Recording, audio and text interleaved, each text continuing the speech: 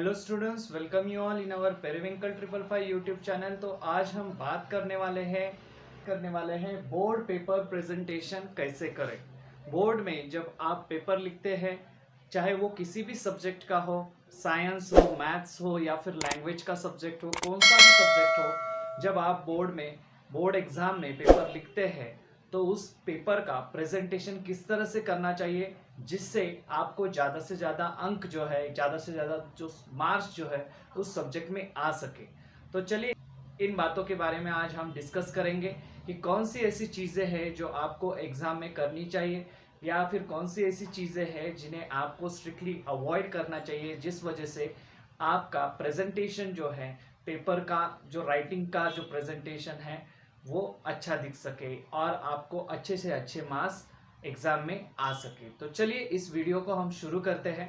तो डूज और डोंट्स, इसमें आपको कुछ बातों का ध्यान रखना है, जिसमें कुछ बातें ऐसी है जो आपको स्ट्रिक्टली फॉलो करनी है, कुछ बातें ऐसी है जो आपको फॉलो नहीं करनी या फिर ये गलतियां नहीं करनी है आपको। तो चलिए देखते हैं डूज में कौन सा फर्स्ट पॉइंट है। तो अपना फर्स्ट पॉइंट जो है डूज में, तो when you will get a paper, read it properly.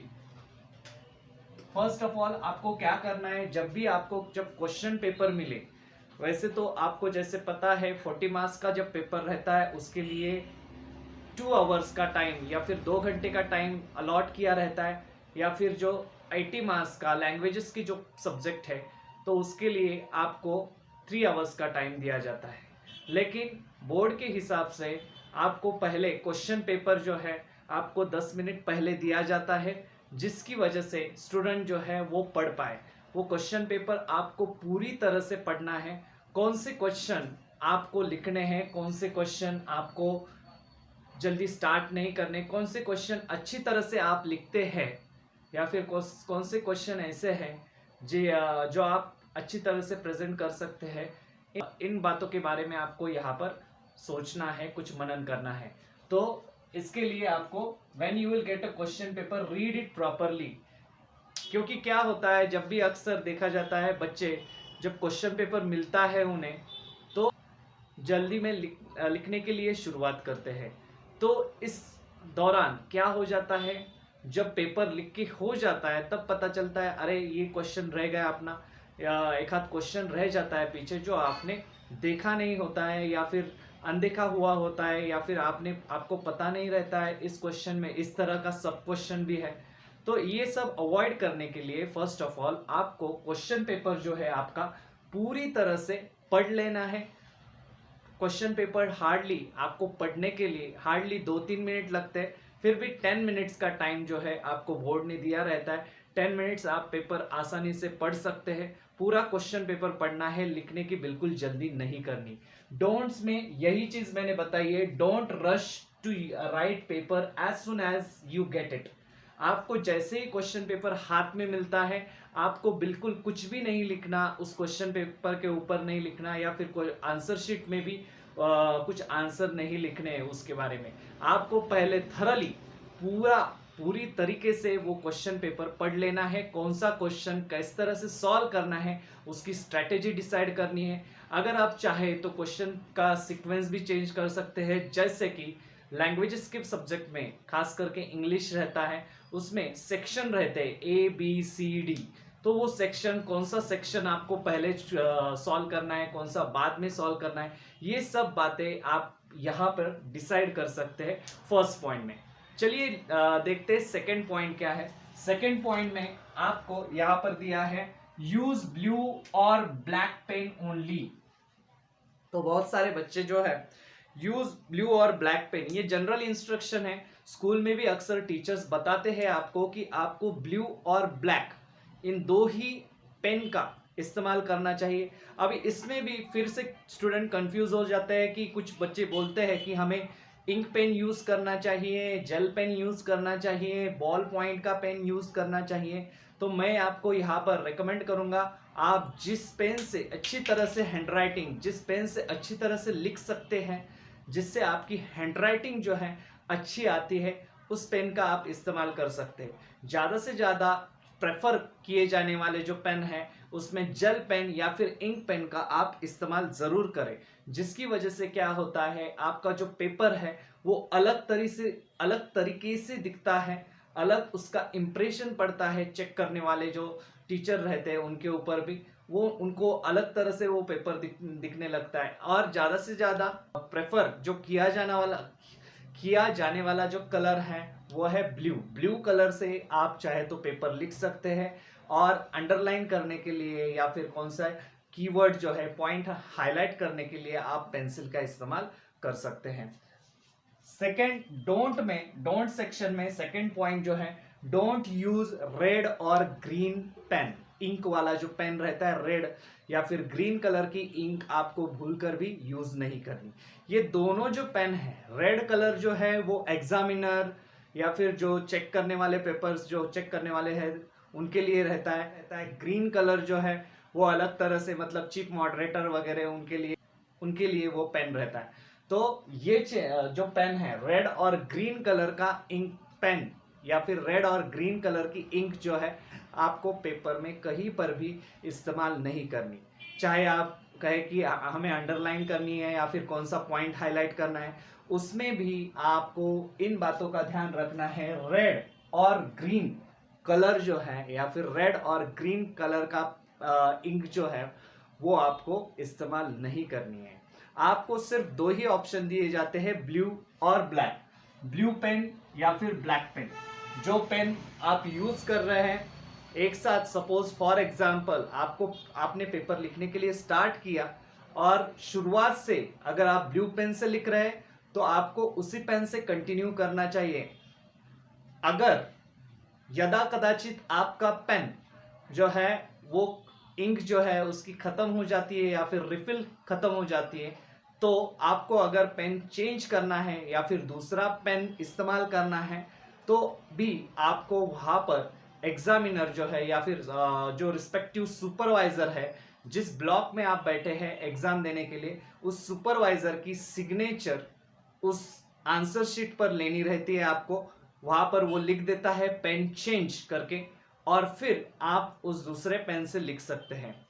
तो ये ध्यान रखिए, एग्जाम को जाते वक्त आपको एटलीस्ट मिनिमम 2 पेन्स आपके साथ अच्छे होने चाहिए।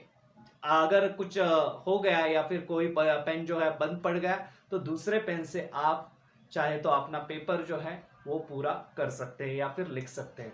तो इन बातों का ध्यान रखना है। थर्ड पॉइंट जो है आपको यहाँ पर दिया है, right a new question on new page. तो अभी इस बात का भी आपको ध्यान रखना है। बहुत से बच्चे जो है उनको एक आदत लगी रहती है, फर्स्ट क्वेश्चन लिखने के बाद सेकंड क्वेश्चन उसके नीचे ही लिख देते हैं, उसके नीचे ही थर्ड क्वेश्चन स्टार्ट कर देंगे, उसके नीचे ही फोर्थ क्वेश्चन स्टार्ट कर देंगे, और पेज बचाने के चक्कर में वो क्या कर देते हैं, वो सीक्वेंस भी जो है क्वेश्चन के उल्टे पुल्टे कर देते हैं या फिर क्वेश्चन जो है उस हिसाब से लिखते हैं कि चेक करने वाले का दिमाग खराब हो जाता है। तो आपको ये बात बोर्ड एग्जाम में बिल्कुल नहीं करनी। आपको क्या करना है, क्वेश्चन जो है फॉर एग्जाम्पल क्वेश्चन वन में अगर आपको सब क्वेश्चन ए या फिर बी दिए हैं तो वो आप एक के नीचे एक लिख सकते हैं, क्योंकि वो किस क्वेश्चन से बिलोंग करते हैं, क्वेश्चन फर्स्ट से ही बिलोंग करते हैं, इस वजह से। फिर सेकंड क्वेश्चन जब आप लिखोगे तब आपको वो नए पेज पर, न्यू पेज पर स्टार्ट करना है। वैसे भी बोर्ड ने आपके लिए बहुत सारी सप्लीमेंट्स का इंतजाम किया रहता है। आपको आंसर शीट जो दी जाती है उसमें भी काफी पेजेस रहते हैं, तो आपको अच्छी तरह से सही तरीके से ढंग से कुछ लिखना है जिससे आपका पेपर का प्रेजेंटेशन जो है वो अच्छा लगे। सभी एक जगह पर लिखोगे या फिर एक के नीचे एक क्वेश्चन अगर लिखते हो आप, तो उससे इंप्रेशन जो है वो खराब हो जाता है। और काउंटिंग के वक्त भी, जब पेपर चेक होता है तब काउंटिंग के वक्त भी बहुत सारी दिक्कतों का सामना करना पड़ता है चेकिंग करते वक्त। इस वजह से आपको ये अवॉइड करनी है बात की आपको एक के नीचे एक क्वेश्चन नहीं लिखने। डोंट में भी वही मैंने बताया, don't change the sequence of the sub question. कुछ बच्चों को आदत रहती है एक के नीचे एक क्वेश्चन तो लिख लेते हैं, लेकिन अगर सपोज क्वेश्चन नंबर सेकंड जो है उसका कुछ तो सेकंड में ए बी सी क्वेश्चन है, ए सॉल्व करेंगे, बी सॉल्व करेंगे, और सी वाला जो क्वेश्चन है वो सपोज थर्ड क्वेश्चन या फोर्थ क्वेश्चन हो जाने के बाद में लिखेंगे, या फिर थर्ड क्वेश्चन हो जाता है थर्ड क्वेश्चन में बीच में ही सेकंड का क्वेश्चन नंबर सेकंड का सी वहां पर लिख देते हैं। तो ऐसी बातें आपको नहीं करनी है, ऐसी चीजें आपको नहीं करनी है, ये अवॉइड करना है स्ट्रिक्टली। एक सीक्वेंस से, एक फ्लो से आपको पेपर लिखना है। सारे जो क्वेश्चन जब आप सॉल्व करेंगे तो देखना है आपको कौन से क्वेश्चन आपको आते हैं, इजी लगते हैं, वो पहले सॉल्व कर लीजिए। हाँ, वो चाहिए तो वो सॉल्व करके आप फिर दूसरे क्वेश्चन की तरफ जा सकते हैं। और हमेशा याद रखिए, नया क्वेश्चन आपको नए पेज पर ही स्टार्ट करना है, चाहे यहाँ पर कितना भी पेज बचा क्यों ना हो, आपको नया क्वेश्चन आपको नए पेज पर ही स्टार्ट करना है। सपोज क्वेश्चन नंबर 1 खत्म हो जाता है, 2 लाइन इधर इस पेज पर आती है, उसके नीचे का पेज अगर ब्लैंक रहता है तो वो वैसे ही ब्लैंक छोड़ देना है। आपको वहां पर सेकंड क्वेश्चन बिल्कुल स्टार्ट नहीं करना, आपको वो सेकंड क्वेश्चन नए पेज पे स्टार्ट करना है। वैसे ही थर्ड क्वेश्चन के लिए, वैसे ही फोर्थ क्वेश्चन के लिए। और सब क्वेश्चन लिखते टाइम आपको सीक्वेंस का ध्यान रखना है। जो भी क्वेश्चन लेंगे आपको, वो आपको पूरा लिखना है। फिर जाके आप नेक्स्ट क्वेश्चन की तरफ चले जाइए, उसकी जो सब क्वेश्चन है वो पूरे खत्म कीजिए और फिर नेक्स्ट क्वेश्चन की तरफ चले जाइए। इस तरह से आपको पेपर आपका कंप्लीट करना है, इस हिसाब से आपको पेपर लिखना है। नेक्स्ट जो है पॉइंट, यूज पेंसिल और scale effectively for diagram drawing. अगर आपने देखा होगा बहुत से बच्चे डायग्राम तो ड्रॉ कर लेते हैं तो, लेकिन उनको पता नहीं रहता हमें किस तरह से पेंसिल या फिर स्केल का इस्तेमाल करना है। बहुत बार बहुत से ऐसे डायग्राम रहते हैं, साइंस के हो या फिर फ्लो चार्ट हो, उसमें भी बच्चे स्केल का इस्तेमाल नहीं करते या फिर पेंसिल का इस्तेमाल नहीं करते, और वो डायग्राम जो है वो पेन से ड्रॉ करते हैं। तो पेन से आपको डायग्राम ड्रॉ नहीं करने हैं, स्केल या फिर पेंसिल का इस्तेमाल करना है। उस डायग्राम को लेबलिंग देने हैं और अच्छी तरीके से वो डायग्राम ड्रॉ करने हैं और अच्छे तरीके से उसे लेबल करना है, वो भी पेंसिल से ही लेबलिंग करने हैं। आपको पेन का इस्तेमाल वहां पर नहीं करना है। नेक्स्ट जो यहाँ पर डोंट में बताया है, don't use a pen to draw diagram. यही बात मैं समझाना चाहता हूँ। यहाँ पर बहुत से बच्चे पेन से डायग्राम डायरेक्टली ड्रॉ कर देते हैं, या फिर ब्लैक पेन है, पेंसिल की जगह उन्हें लगता है ब्लैक पेन से डायग्राम ड्रॉ की तो क्या होता है, ब्लैक पेन से या फिर ब्लू पेन से, किसी भी पेन से डायग्राम ड्रॉ करते हैं, तो वो आपको अवॉइड करना है। डायग्राम ओनली एंड ओनली आपको पेंसिल से ही ड्रॉ करना है, तभी जाकर आपको उसके अच्छे मार्क्स जो है वो मिलेंगे। डायग्राम को लेबलिंग करना है। लेबलिंग करते वक्त भी आपको याद रखना है स्पेलिंग मिस्टेक्स अवॉइड करनी है। अगर आप लेबलिंग कर रहे हो और अलग अलग स्पेलिंग जो आपके लेबल जो दे रहे हो वो गलत तरीके से अगर देते हो तो भी आपके मार्क्स वहां पर कट हो जाते हैं।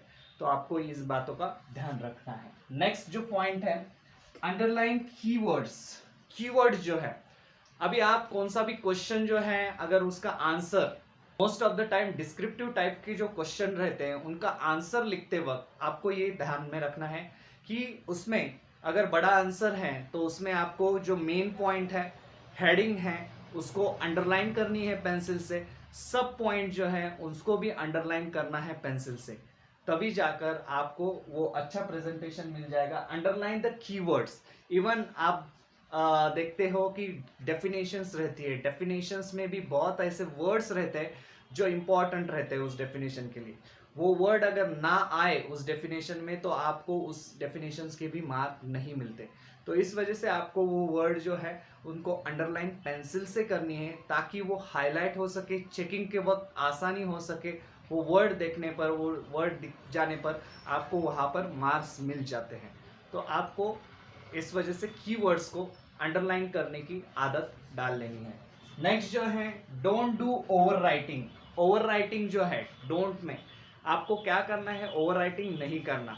सपोज आप लिखते हैं और कुछ अगर गलत हो गया तो उस पर आप सिंपली पेंसिल से या पेन से आप एक लाइन ड्रॉ कर सकते हैं, ऐसी तिरछी आड़ी लाइन ड्रॉ कर सकते हैं, हॉरिजॉन्टल लाइन उस सेंटेंस पर, सेंटेंस या फिर वर्ड पर ड्रॉ कर सकते हैं। आपको वो पूरी तरह से मिटाना नहीं है। हाँ, डोंट डू ओवर राइटिंग, या फिर जो कुछ भी लिखा है उसके ऊपर वहीं पर आपको रफ करके वहीं पर लिखना नहीं है, ओवर राइट नहीं करना। एक आध जो ऑप्शन है या फिर एक आध जो वर्ड है उसे ही अगर आप कन्वर्ट करने की कोशिश करेंगे तो वो बहुत गंदा दिखता है, आपका प्रेजेंटेशन जो है वो पेपर का डाउन हो जाता है। नेक्स्ट देखते हैं, start with a question with which you are confident enough. ये बात भी बहुत ज़रूरी है, क्योंकि अक्सर देखा जाता है आप अगर पेपर सही ढंग से अगर नहीं पढ़ते, जो बच्चे डायरेक्टली पेपर हाथ में आने के बाद जल्दबाजी में पेपर लिखने की कोशिश करते हैं, उनके बारे में ये चीज़ अक्सर देखी जाती है कि वो उन्हें कॉन्फिडेंस नहीं रहता कि मुझे इस क्वेश्चन का आंसर आता है या फिर मैं लिख सकता हूँ। वो गलत क्वेश्चन चूज कर लेते हैं और उसका आंसर जो है 1-2 पॉइंट लिखकर छोड़ देते हैं। उससे भी आपका इंप्रेशन जो है पेपर का वो खराब हो जाता है। आपको अक्सर ऐसे क्वेश्चन ढूंढने चाहिए जिनके बारे में आपको पता है, पूरी तरह से आप उसका आंसर अगर जानते हैं, आप उस आंसर के बारे में अगर कॉन्फिडेंट है, तो ही आपको वो आंसर जो है वो पूरी तरह से लिख डालना है या फिर लिख लेना है वहाँ पर। तो उससे आपका जो पेपर जो है, पेपर का इंप्रेशन जो है वो अच्छी तरह से बना रहेगा। जो चेक करने वाला जो इंसान रहता है या फिर जो रिस्पेक्टिव टीचर रहते हैं, उनको भी लगता है कि आपने बहुत अच्छी तरह से पढ़ाई की है। तो क्वेश्चन आप चूज करने का जो यहाँ पर सवाल आता है, ये बहुत इम्पॉर्टेंट है। आपको ऐसे क्वेश्चन चूज करने हैं जिनका आपको आंसर प्रॉपर तरीके से पता हो, तो ही आपको वो, अगर उसमें आप कॉन्फिडेंट हैं तो ही आप क्वेश्चन जो है वो लिखने के लिए लीजिए या फिर लिख लीजिए। पूरी तरह से सभी पॉइंट्स आप कवर कर पाएंगे और अच्छे तरह से यहाँ पर लिख सकेंगे। नेक्स्ट जो है यहाँ पर, don't make a paragraph, right point wise answer. आपको हमेशा इस बात का ध्यान रखना है, कुछ बच्चे जो हैं अक्सर स्कूल में वगैरह बताया जाता है ये चीज़, या फिर टेक्स्ट बुक में से जब आपको आंसर, सारे जो आंसर है, फॉर एग्जांपल साइंस सब्जेक्ट के आंसर आप लेते हो, तो उसमें टेक्स्ट बुक में आपको बहुत सारे आंसर दिए जाते हैं, वो सब पैराग्राफ वाइज आंसर रहते हैं, लेकिन आपको पॉइंट वाइज उन्हें कन्वर्ट कर कर लिखना है। पॉइंट वाइज आपको एक एक सेंटेंस जो है, एक एक या फिर 2-2 सेंटेंस उसका पॉइंट बनाना है और वो आंसर लिखना है। पॉइंट वाइज आंसर लिखना है, या फिर ये पॉइंट वाइज आंसर लिखते वक्त या फिर लिखने का आपको एक फायदा है या फिर बेनिफिट ये होगा कि आंसर लर्न करते वक्त भी पॉइंट वाइज आंसर जल्दी से लर्न हो जाते। अगर आप ऐसे टाइप आंसर, ऐसे बड़े बड़े आंसर लिखोगे या फिर 2-2, 3-3 पेजेस के भर के आंसर लिखोगे, जैसे ऐसे रहता है पैराग्राफ और पूरा पैराग्राफ कंटिन्यू होते चला जा रहा है, तो पढ़ने वाला भी पढ़ नहीं पाएगा। और उस पर आप अगर कीवर्ड्स हाईलाइट नहीं करते, सिर्फ लिखते जा रहे हैं, कितना भी आंसर आपका करेक्ट हो, वो अच्छा दिखता नहीं है, टू द पॉइंट दिखता नहीं है। तो आपको हमेशा ध्यान रखना है, अक्सर 5 मार्क्स के क्वेश्चन के बारे में इस चीज़ का ध्यान रखिए। 5 मार्क्स या फिर 3 मार्क्स के क्वेश्चन जो रहते हैं, इवन 2 मार्क्स के भी, गिव रीजन में भी आपको हमेशा ये ध्यान रखना है कि पॉइंट वाइज ही आंसर लिखना है, पॉइंट आपको सभी मेंशन करने हैं। नेक्स्ट पॉइंट आपको यहाँ पर ध्यान में रखना है डूज में, जिसमें write in a clean and neat handwriting and use proper diagram wherever necessary. अभी इस पॉइंट को हम समझ लेते हैं।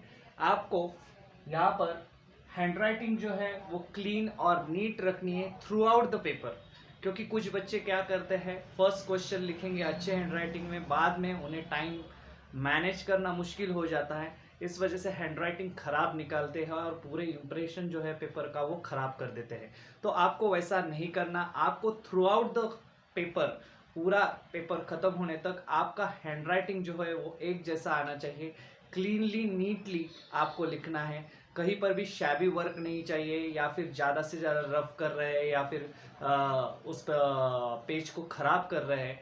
आपको ये बातें अवॉइड करनी है। तो आपको क्लीन और नीट वे में लिखना है, और जहाँ पर डायग्राम की ज़रूरत है प्रॉपर तरीके से आपको डायग्राम ड्रॉ करनी है।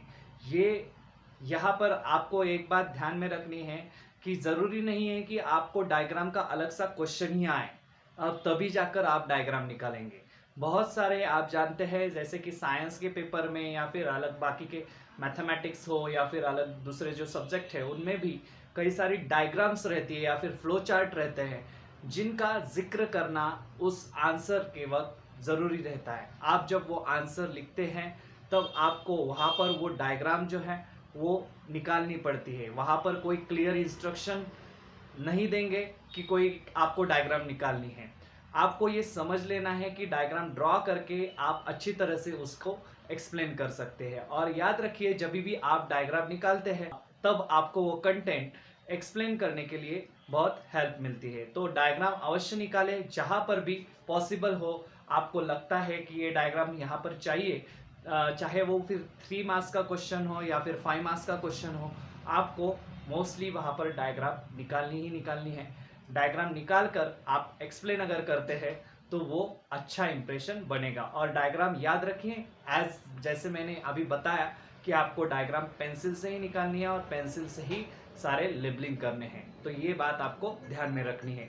नेक्स्ट यहाँ पर डोंट में देखते हैं। डोंट में हमें don't leave question with a blank space और डोंट स्किप एनी क्वेश्चन, ये दोनों चीज़ें आपको समझनी है। कुछ बच्चे सिर्फ क्वेश्चन नंबर डालते हैं, कुछ 2-3 लाइन लिखते हैं या फिर 1-2 पॉइंट लिखेंगे और बाद में उन्हें याद नहीं आता या फिर रट लिया रहता है। वो पूरी तरह से कंसेप्ट समझी नहीं रहती है या फिर समझ के ली नहीं रहती है उन्होंने। इस वजह से क्या हो जाता है, वो क्वेश्चन जो है वो ब्लैंक छोड़ देते हैं। बाद में हार्डली 1 या 2 पॉइंट लिखते हैं और वो भी गलत या फिर लोकल लैंग्वेज में लिखने की कोशिश करते हैं। तो वो आपको अवॉइड करना है। जो भी क्वेश्चन लिखेंगे पूरी तरह से लिखिए। हाँ, आपको ब्लैंक स्पेस नहीं छोड़ना है। और दूसरी चीज, या फिर डोंट स्किप एनी क्वेश्चन। जितने रिक्वायर्ड क्वेश्चन है, सपोज आपको क्वेश्चन दिया है, 3 क्वेश्चन दिए हैं और आपको पता है इनमें से आपको कौन से भी 2 क्वेश्चन लिखने ही लिखने हैं, तो आपको 2 क्वेश्चन वहां पर लिखने हैं। 2 क्वेश्चन के आंसर जो है वो पूरी तरह से उस आंसर शीट में लिखने हैं। तो यहाँ पर ये बात ध्यान में रखनी है, आपको कोई भी क्वेश्चन इस तरह का स्किप नहीं करना है या फिर छोड़ नहीं देना है। उससे आपको क्या लगता है, उस वक्त आपको लगता है कि मैंने 2 मार्क का ही छोड़ दिया है या फिर 3 मार्क का ही छोड़ दिया है। ये आदत बनते चली जाती है और आप यही गलती दोहराते चले जाते हैं। और ऐसा करने से आपका जो स्कोर है, पेपर रहता है 80 मार्क्स का या फिर पेपर रहता है 40 मार्क्स का, 2 आवर्स का अगर रहे, लेकिन आपने उसमें से अटेम्प्ट किया रहता है 30 मार्क्स का, और 30 में से 30 आउट ऑफ तो 30 मिलने वाले नहीं है, तो आपको उसमें से कम अंक आते हैं। तो आपको ये ट्राई करना है, सभी क्वेश्चन जो हैं आपको सॉल्व करने की कोशिश करनी है। तो ये बात आपको ध्यान में रखनी है। नेक्स्ट पॉइंट की तरफ बढ़ता है, complete your paper before submission. आपको लास्ट मोमेंट तक, मैंने जैसे बताया 40 मार्क के पेपर के लिए आपको 2 घंटे का टाइम है और 80 मार्क्स का जो पेपर है उसके लिए आपको 3 घंटे का टाइम दिया है। तो आपको वो पेपर जो है आपका 10 मिनट, अगर 2 घंटे होने का 10 मिनट अगर कम है तो उस टाइम के वक्त ही आपका पेपर कंप्लीट होना चाहिए। आपको वो पेपर कंप्लीट करना है एटलीस्ट 10 मिनट्स अर्ली। उससे क्या होगा, 10 मिनट्स अर्ली क्यों? क्योंकि आप आपका खुद का पेपर या खुद के आंसर, लिखे हुए आंसर सारे चेक कर सकते हैं, कहाँ पर अंडरलाइन करना है या फिर कहाँ पर कीवर्ड है ऐसे इंपॉर्टेंट जिन्हें आपको अंडरलाइन करना था, या फिर एक डायग्राम रहेगी उसमें लेबलिंग कुछ करना रह गया है, तो वो सारी चीज़ें आप एक बार देख सकते हैं। इस वजह से आपको पेपर लिखते समय लास्ट मोमेंट तक पेपर नहीं लिखना है। आपको वो 10 मिनट पहले ही ख़त्म होना चाहिए आपका पेपर पूरा सॉल्व करके, और बचे हुए 10 मिनट में आप शांति से वो पेपर आपको पढ़ना है, मन ही मन में पढ़ना है या फिर देखना है सभी आंसर हमने करेक्ट लिखे हैं क्या नहीं, सभी क्वेश्चंस को क्वेश्चन नंबर दिया है कि नहीं, तो वो आपको देखना है। तो ये सारी बातें आपको ध्यान में रखनी है। और नेक्स्ट जो है यहाँ पर, don't write till last moment. ये जो है आदत वो बहुत बार बच्चे करते हैं कि लास्ट मोमेंट तक लिखते रहते हैं। लास्ट मोमेंट तक लिखने से क्या होता है, आपके मार्क्स तो बढ़ते नहीं हैं।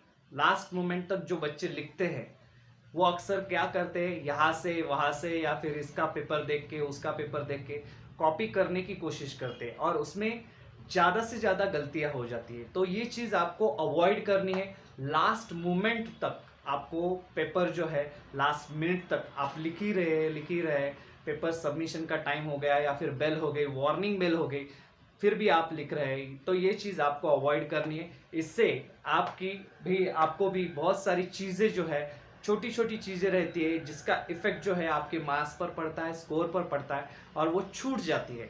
तो ये सारी बातें अगर आपको अच्छी तरह से ट्रेस आउट करनी है, ये सारी बातें आपको अगर अच्छी तरह से जाननी है, तो आपको पेपर जो है वो 10 मिनट पहले, मतलब आपका पेपर जो है बिफोर सबमिशन, वार्निंग बेल जब हो जाती है तब आपका पेपर जो है वो लिखकर पूरा हो जाना चाहिए। और फिर आप उसे इत्मीनान से वो पेपर जो है वो चेक कर सकते, ईच एंड एवरी क्वेश्चन जो है वो देख सकते किस तरह से आपने लिखा हुआ है। तो ये थी आज की कुछ टिप्स जो एग्ज़ाम के वक्त आप फॉलो कर सकते हैं। एग्ज़ाम हॉल में जब पेपर देने जाते हैं आप, बोर्ड का पेपर, तब आप वहाँ पर वो चीज़ें फॉलो कर सकते हैं। तो ये थी मेरी तरफ से कुछ डूज एंड डोंट की लिस्ट जो मैंने खुद बनाई थी। अगर इसमें आपको कुछ ऐसे लगता है कि ये भी पॉइंट चाहिए था, उसमें इंक्लूड करना चाहिए था, तो आप इस वीडियो के कमेंट में हमें ज़रूर लिखकर बताइए कि ये पॉइंट यहाँ पर मेंशन करना चाहिए था, कि ये बोर्ड के एग्ज़ाम में बहुत इम्पॉर्टेंट पॉइंट है। तो चलिए यहाँ पर हम वीडियो को ख़त्म करते हैं, मिलते हैं अगले वीडियो में ऐसे ही कुछ स्टडी रिलेटेड टिप्स और ट्रिक्स लेके। तब तक के लिए धन्यवाद।